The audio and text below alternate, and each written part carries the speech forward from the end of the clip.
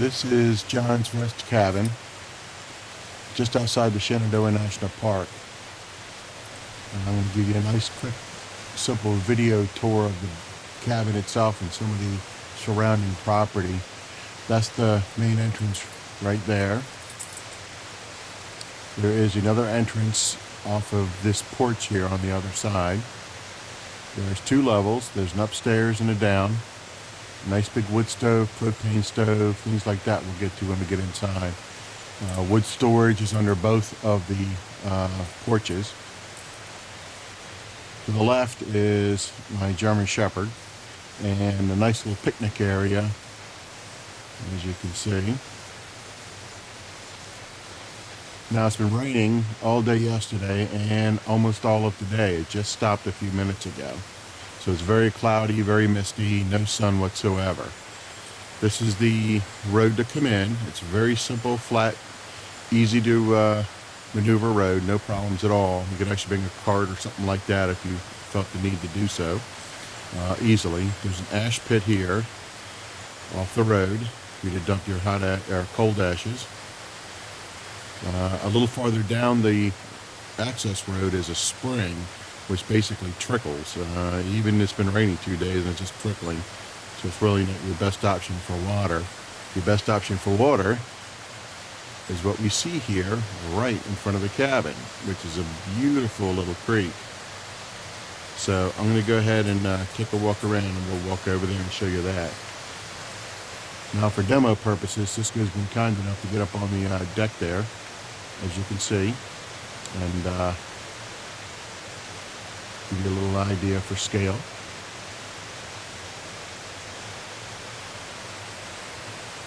So this is right near entry run for the Shenandoah. Here's another view of the cabin. You can see the front porch a little bit better, the storage. And there's two buildings here, outbuildings.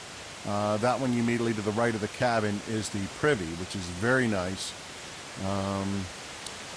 And there's another building to the left, which I'll show you. It's actually behind the cabin. You can't see it, and that's a maintenance shed, what it looks like. So there's trails here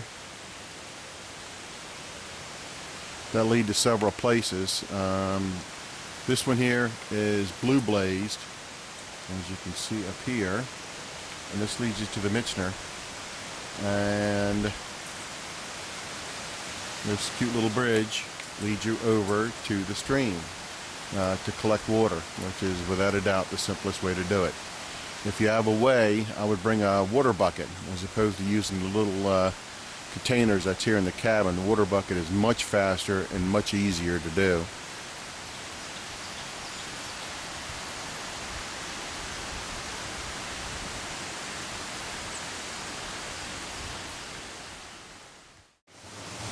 So there's the cabin and the little bridge.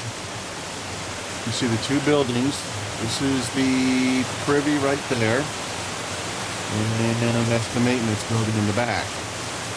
So as I zoom this out, I'm going to pan a little bit to the right, and you're going to see here,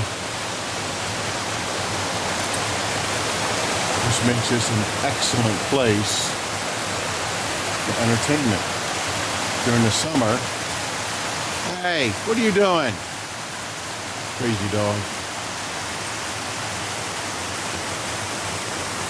You can imagine how nice it would be on a hot summer day to sit here and soak your feet or even just get into the water. I mean, this is just a fantastic spot.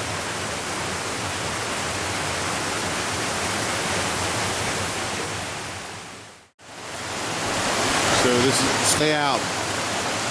This is a stream here. You can see there's a little bit of ice going on here. It was right chilly last night.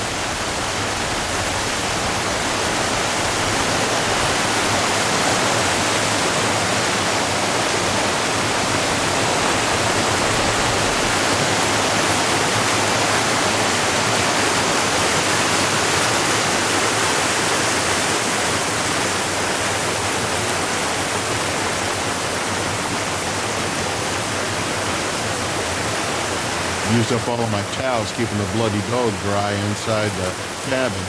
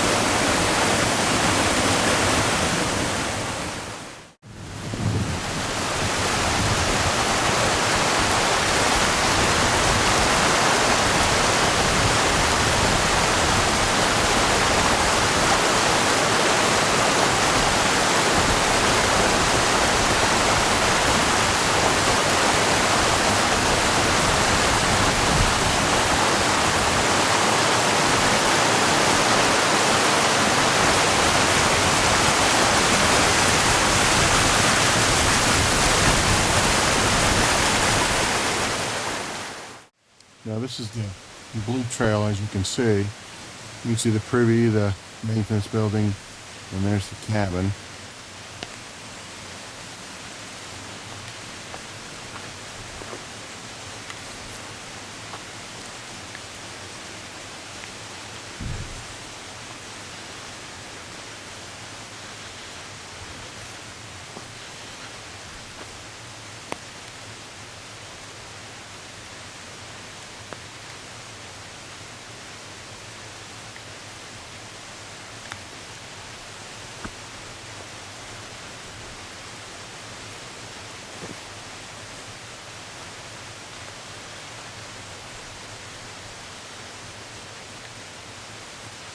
It's starting to rain, so I'm going to put this thing away here in just a minute.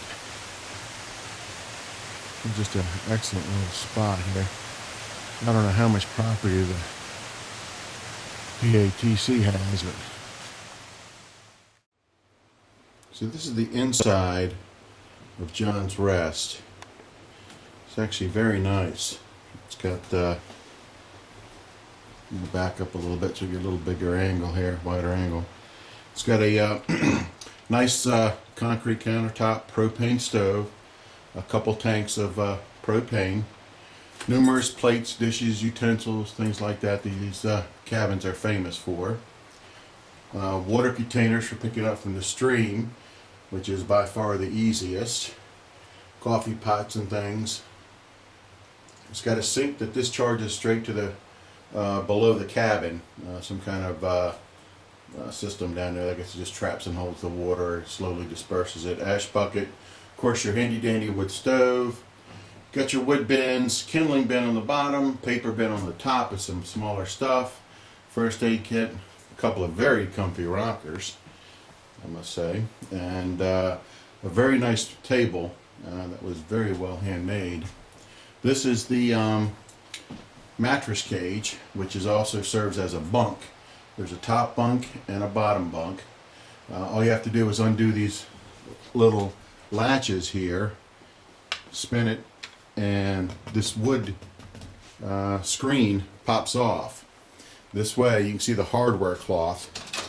This way the mice can't get to the mattresses. So you can lay the mattresses out here on the floor, which is what I do to be near the fire, or you can simply just stack them on top of the bunks and use them, or you can take them upstairs, which I'll show you in a minute. Cabinet has board games, your log book for the cabin. This is the exit to the larger deck, and of course you got tools here for doing your the spare propane tank. Of course, they have a couple of fire extinguishers, coat rack, saws, some mauls, wood splitter, axe, hatchet, that sort of thing is over here, and of course your sweeping stuff for keeping the cabin looking nice. There's plenty of instructions everywhere, so it's very easy to figure out what's around the area, what to do, opening, closing, and things like that. It even has instructions for the stove, the propane stove that is, and also for the wood stove there if you're unfamiliar with the operation. So we're going to show you the upstairs, but first let me show you these steps. As you can see, these things are somewhat steep. So these are not for the folks that are unable to get around well, not for pets, small kids, or people that sleepwalk, or people that lose their balance. These are a little precarious at best, but it leads to a very nice area upstairs. The area upstairs is just a big open floor, and you can just drop a mattress or air pad or anything like that up there and be good to go. So here I'll walk up there and I'll show you what I'm talking about here. So you need to use the railing when you go up, trust me.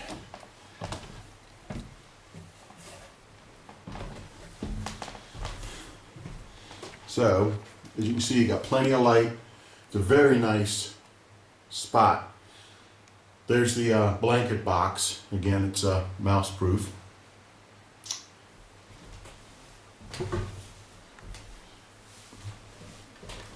Trying to do this and nobody onto the camera here.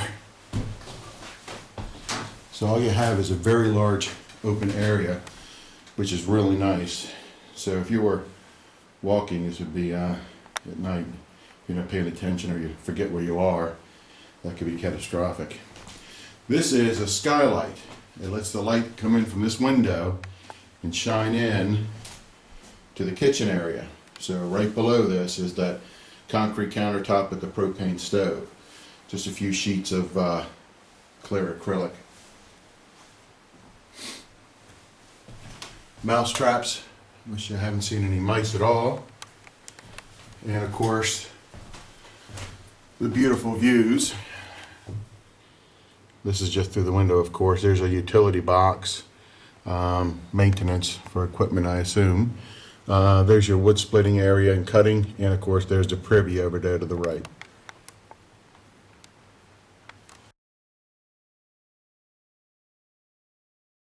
Doing to sanitize water is a little bit on the stove there, but almost all of it is being done through my MSR bag here, as you can see. So this just has a filter down there, and all I do is set the container on the floor, gravity, and I can do basically 4 liters in just a few minutes. So it works pretty good. It's good for this large volume camping that you may need.